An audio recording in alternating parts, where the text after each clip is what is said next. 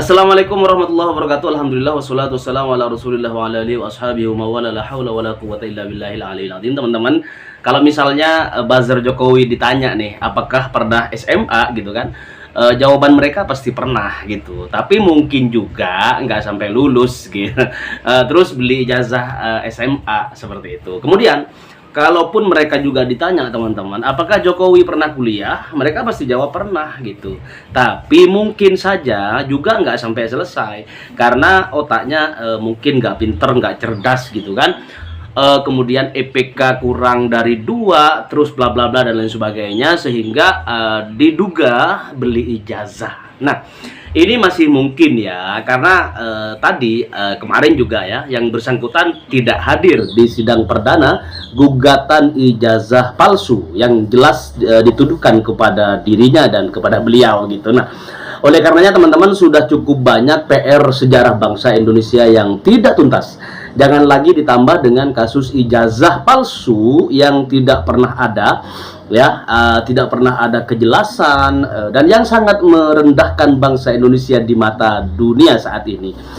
Kemudian pemerintahan Presiden Prabowo Subianto ini didesak oleh publik harus segera sadar akan kondisi bangsa kita saat ini yang semula memang remeh-temeh tetapi luar biasa ya. Setelah sepekan terakhir ini bangsa kita dicekoki informasi bahwa ijazah ini sudah dikasih lihat tapi nggak boleh difoto gitu. Nah, bukankah yang kayak demikian itu ya sama saja dengan kalian jualan kue enak ke orang lain, tapi orang nggak boleh nyicipin gitu kan, nggak boleh nyicipin dulu. Pokoknya orang harus percaya kalau kue bikinan kalian dah pasti enak gitu. Tetapi simpelnya kalian nggak bisa ngasih seseorang untuk nyicipin lebih dulu. Nah, persis dengan ijazah yang katanya udah ada yang apa namanya kemarin beberapa wartawan udah pada lihat gitu, tapi nggak boleh difoto.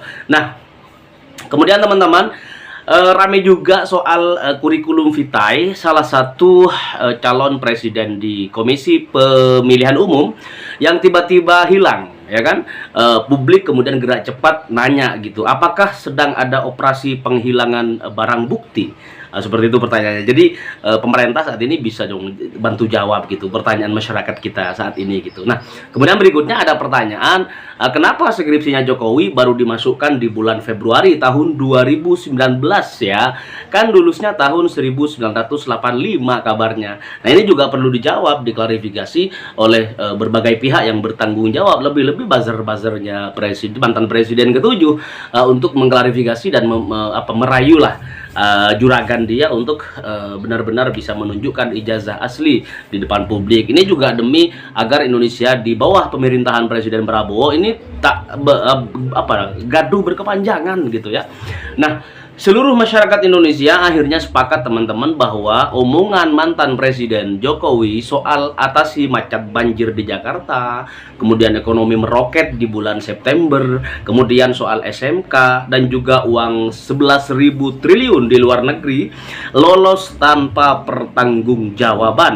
Maka jangan sampai bacotan ya mantan presiden tentang ijazah yang katanya asli ini juga lolos tanpa diuji, tanpa pertanggungjawaban. Lalu bagaimana Refli Harun dan kawan-kawan, kemudian juga ada Rocky Gerung menanggapi hal tersebut? Kita simak bareng-bareng dan berikan reaksi kalian yang paling pedas buat bangsa kita agar lebih cerdas teman-teman. Kali ini saya mau berbagi video mengenai digital forensik untuk isu yang saat ini sedang ramai ya, yaitu skripsi, ya dugaan skripsi palsu ya, karena ini kaitannya dengan ijazah palsu dan kaitannya dengan pilkada dan pilpres ya. Ya, sebelum masuk ke inti dari pembahasan kali ini yang tentunya sangat menarik, saya mau disclaimer dulu ya supaya ini nggak gagal paham atau salah paham ya. Disclaimer pertama adalah video ini tidak bertujuan untuk menjatuhkan seseorang ya, tetapi hanya menelusuri data berdasarkan fakta digital ya. Jadi kita ungkap berdasarkan fakta, bukan narasi, bukan argumentasi, apalagi penyanggahan ya. Itu kita akan mulai dari ETD dulu ya, ETD-nya repository OGM. Jadi ETD ini adalah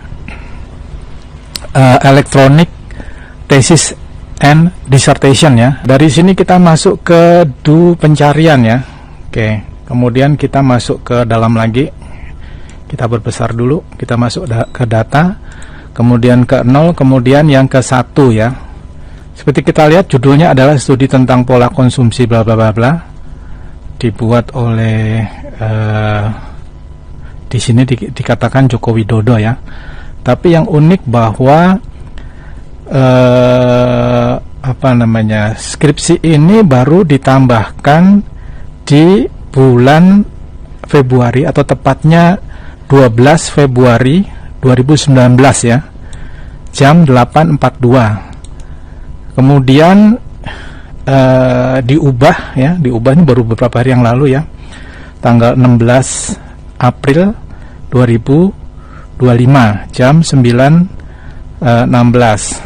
Nah, yang menambahkan ini ID 1002 ini ID ini refer pada seseorang yang menginput datanya ya, yang menunjukkan bahwa ada nomor 14 nama Joko Widodo sebagai yang diterima sebagai mahasiswa Fakultas Kehutanan. Komentar Anda gimana? Itu sudah saya lihat Bang, tapi antah berantah sih. Terus saya lihat dari warnanya juga sudah ada perbedaan warna di situ, jadi saya kira itu hoax Bang. Oke, jadi yang ada namanya hoax, yang tidak ada namanya hoax juga. Jadi hoax semua ini. Iya Bang, kecuali hasil jepretan nanti saya ela lagi sudah bahasa editan juga. Oke, ya. Oke, jadi intinya seorang Rismond tidak bisa dibohongin ya kalau soal. Iyalah Bang, kecuali yang tadi tuh Bang ya, yang dibilang Dr. Wisuro juga tadi di Ainis kan itu dipoto sendiri, jadi bukan dari medsos. Jadi kita yakin primary source, ya kan Bang? Oh, primary resource itu waktu ijazah ya? Enggak Bang, sorry, skripsi ya. Iya, jadi kalau skripsi primary resource ya, tapi Anda kan primary source, sumber primer kan Bang? Ya, sumber primer, tapi Anda foto kan? Iya, skripsinya Pak Jokowi dengan skripsinya atas nama Pak Saminuddin Baruri itu yang direkomend wakil rektor untuk saya lihat, itu saya foto sendiri. Ternyata tesis. Ternyata tesis. Iya, ternyata tesis. Oke. Luar biasa. Anda lagi di mana ini, Bro?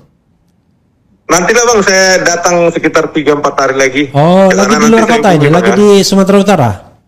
Lagi mancing-mancing. Oh, luar biasa. Mancing apa? Mancing keributan atau gimana? Ya, dua-dua lah Bang. Oke Bro, ini sebelum Anda undur diri, ini ada beberapa komentar yang barangkali relevan Anda jawab atau Anda renungkan saja ya. Buktikan dulu ijazah asli baru luwi lapor polisi ya. Berhati-hatilah para penggugat. Maju terus, semoga ini cara halus untuk membuka kedok Mulyono. Kemudian selamat malam Bung Refli. Ternak udah mulai panik. Waduh, belut nggak salah kena getahnya. Lopar lapor, nggak puas lu nyiksa Bambang Tri sama Gus ya, maksudnya Gus Nur. Sehat selalu Pak Refli Harun. Hadapin Jokowi, nggak usah lapor, tangkap. Oke, kita yang provokasi nggak usah ya. Lucu, belum tunjukkan dan belum terbukti asli kok sudah laporkan 4 orang. Terus kesalahannya apa? Gerta aja tuh, nggak nalar ya. Perlihatkan dulu ijazahnya baru lapor. Kayaknya sih polisi akan menindaklanjuti laporan walaupun ijazahnya tidak akan diperlihatkan. Ini juga keyakinan orang ya, karena katanya penegak hukum ini masih di bawah kekuasaan Jokowi. Menurut Anda bagaimana? Ya silakan aja sih, kalau polisi ingin melanjutkan itu. Saya pikir kalaupun saya di penjara, isu ini akan tetap hidup, dan saya begitu keluar penjara juga saya ributkan lagi gitu. Ya, karena begini Bang, kebenaran ilmiah itu bisa kita buktikan bukan hanya di Indonesia, dimanapun tuh bisa, di negara maju juga bisa gitu loh. Jadi ini nggak bakal bisa dibungkam dengan cara lapor-lapor pencemaran nama baik, terserah gitu. Kalau saya sih terserah. Malah kalau bisa lebih cepat gitu loh. Oke, gitu. Luar biasa Rismond. Nggak bisa dibungkam ini, nggak bisa dibungkam. Ya. Saya khawatir yang dilaporkan bukan Anda yang punya ilmunya, tapi orang yang nggak punya ilmunya. Pokoknya terserah kalau saya. Gitu. Nanti ya kalau bisa ya di live streaming. Oke. Kalau memang Prabowo Subianto menginginkan hukum yang seperti apa, terserah. Ini kan rejim Pak Prabowo sekarang, bukannya Oke. rejimnya Ya mudah-mudahan ya Prabowo Iya, Subianto sadar bahwa he is the president dan dia kontrol penegak hukum ya. Jangan Iya, penegak hukum Bang, gitu loh. dikendalikan oleh orang lain Mulyono. ya. Termasuk juga dikendalikan oleh orang yang berkepentingan yang dulu menjadi lawyernya, nggak boleh juga ya. Walaupun Iya, sekarang Bang. menteri. Oke, Bung Rismon. Sejauh ini apa yang sudah kita lakukan, tentunya selama ini kami juga mengumpulkan bukti-bukti, kami mengumpulkan dokumen-dokumen sehubungan dengan permasalahan yang sedang ada di media. Mungkin yang paling khususnya terkait adanya tuduhan-tuduhan mengenai ijazah palsu Bapak. Nah, jadi kami sebagai kuasa hukum tentunya harus laporkan perkembangan yang ada. Kami juga sudah hampir rampung, sudah di tahap finalisasi, sehingga mungkin dalam waktu dekat kami akan mengambil langkah-langkah hukum sebagai kuasa Bapak. Tentunya terakhir itu pastikan kita serahkan ke Bapak Jokowi untuk memutuskan. Tapi dari sisi kami kuasa hukum, tentunya kami memberikan analisis, pendapat hukum, gambaran secara luas, menyediakan fakta-fakta dan analisa-analisa tadi untuk dipertimbangkan oleh Bapak Jokowi. Dan ketokan terakhir pasti harus diambil oleh Bapak Jokowi sendiri. Khusus sih nggak ada yang terlalu khusus ya, masih kita sudah hampir final persiapannya. Namun kan spill ya. Sejauh ini sementara ini sih mungkin ada sekitar 4 orang yang kami sudah lengkapi semua dokumen dan bukti-bukti pendukungnya, yang kami yakini juga dan yang kami percaya bahwa ada dugaan tindak pidana di situ. Namun itu kan hanya sementara ya, mungkin nanti ada perkembangan lanjutan. Publik atau warga biasa atau konten kreator? Mungkin nanti kami sampaikan kesempatan berikutnya. Namun persiapan kami bisa dibilang sudah hampir rampung. Tinggal nunggu perintah dari Pak Jokowi kira-kira seperti apa. Masih didiskusikan lah, masih. Nah, coba kita sambungkan dengan Hozainuddin ya. Kelihatannya sudah tersambung. Assalamualaikum warahmatullahi wabarakatuh, bro. Waalaikumsalam warahmatullahi wabarakatuh. Sehat, Bang? Sehat. Anda sehat ya? Alhamdulillah sehat. Pemirsa RH Channel sehat semua ya. Waduh, ganteng sekali foto Anda di sini nih. Kalau sampai sempat lihat gitu ya. Jadi bro, ya. Ya, Ini ya, menarik kan? Ada beberapa aspek. Tadi saya sudah telepon Rismon. Kalau Rismon kan, wah udah siap katanya kapanpun dipanggil itu. Kalaupun di penjara nanti akan ada respon lainnya. Tapi kan tentu dalam penegakan hukum bukan itu yang kita inginkan kan. Tetapi bagaimana kemudian penegakan hukum ini dilakukan secara benar, ya kan? Oke. Betul. Ini sebelum ke sana saya bilang 4 orang. Katanya 4 orang sudah disiapkan ini. Tinggal tergantung Pak Jokowi aja mau melaporkannya atau tidak. Menurut Anda 4 orang itu siapa? Sebelum masuk ke 4 orang ya, saya ingin memberikan beberapa penegasan, Bang. Ya. Kepada Abang juga kepada pemirsa RH Channel dan seluruh masyarakat di Indonesia. Yang pertama, jawab dulu. Ya. 4 orang itu siapa menurut Anda? ya nanti akan sampai ke sana begitu. Oke, silakan. Jadi yang pertama saya tegaskan itu cuma gertak sambal saja itu. Oke. Nggak akan berani dia ngelaporin begitu loh. Analisisnya sederhana. Pertama dia menyatakan baru mempertimbangkan. Yang kedua dia kaitkan keputusan itu ada di Jokowi dan saya yakin nanti akan dijadikan sarana membangun citra seolah-olah Pak Jokowi memaafkan, tidak jadi mengambil upaya hukum dan seterusnya begitu. Jadi kalau memang mereka itu serius, yang mereka lakukan itu bukan kompres, lapor dulu baru kompres, bukan kompres dulu baru akan rencana lapor gitu loh. Itu yang indikasi yang pertama. Oke. Yang kedua, kalau kita bicara 4 orang, nah 4 orang itu siapa kita tidak bisa memastikan karena hari ini persoalan ijazah palsu itu sudah menjadi persoalan seluruh rakyat Indonesia. Kalau kita hitung ya, siapa saja hari ini yang bersuara keras. Kalau dulu kan hanya Bang Tri Mulyono dan Gus Nur bisa diindividualisasi kepada 2 orang itu. Hari ini bukan hanya Rismon, ada Dr. Tifa, ada Roy Suryo, ada Rizal Fadilah, ada Kurniati Triryani, ada ini itu banyak kali begitu loh. Yang ada Sehingga sebenarnya kalau ada 5 ya, ada Hosinuddin.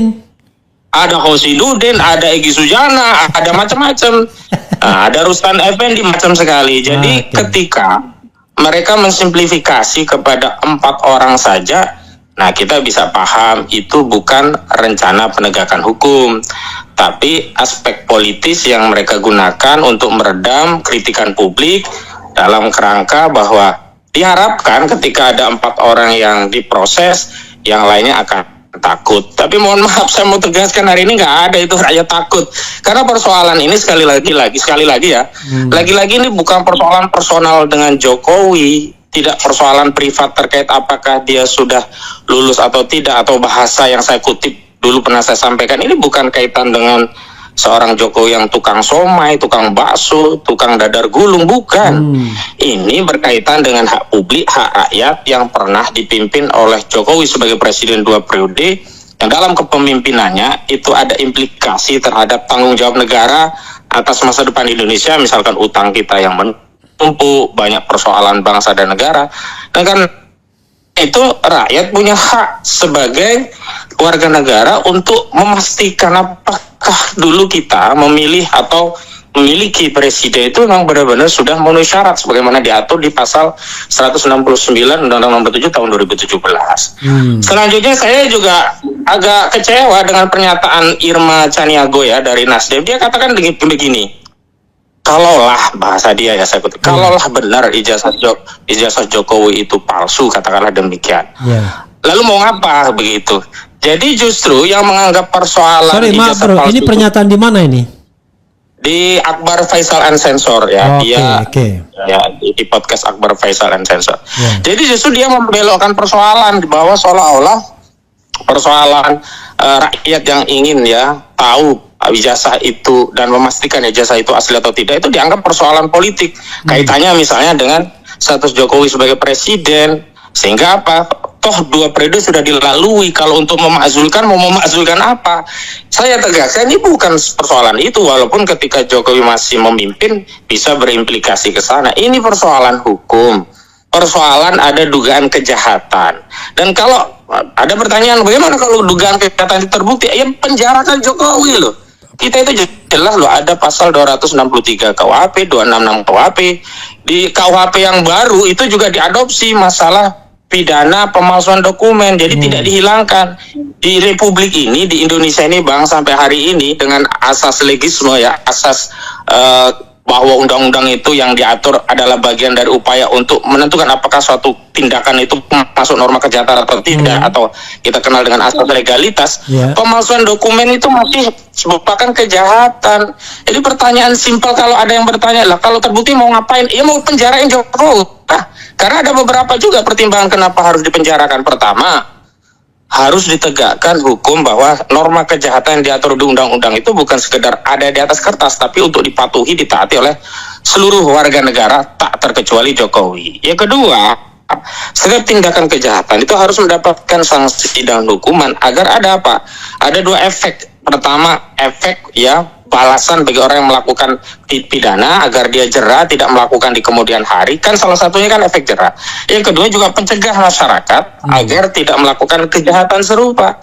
Kalau orang memalsukan dokumen apalagi sekelas presiden dibiarkan, ya hancur Republik ini. Jadi tidak penting lagi sekolah, tidak penting lagi produksi dokumen yang otentik. Artinya apa? Artinya itu sama saja meruntuhkan masa depan bangsa Indonesia. Jadi ini kompleks Bang, dan tadi saya memang mendengar ada kompres dari kuasa hukum Jokowi mau melaporkan. Saya tantang, laporin aja. Gak usah ngomong-ngomong doang ya kan. Karena apa? Karena kalau hukum ini tegak, seharusnya yang diproses bukan laporan Jokowi, tapi laporan orang-orang yang sudah masuk ke Barreskrim, misalnya Rizal Fadilah dan kawan-kawan. Ini laporannya sudah masuk, Bang.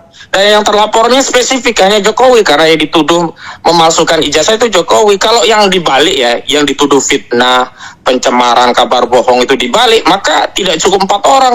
Seluruh rakyat yang hari ini mempersoalkan Jokowi harus dilaporin gitu. Kalau hanya dipilih 4, berarti ada tebang pilih tebang. Nah, kalau tebang pilih tebang berarti politis, bukan penegakan hukum. Dari aspek pidana harusnya kalau mau ya, fokusnya adalah untuk membuktikan kepada publik apakah benar ijazah Jokowi itu asli atau abal-abal. Tinggal lanjuti saja oleh Barreskrim laporan Rizal Fadilah.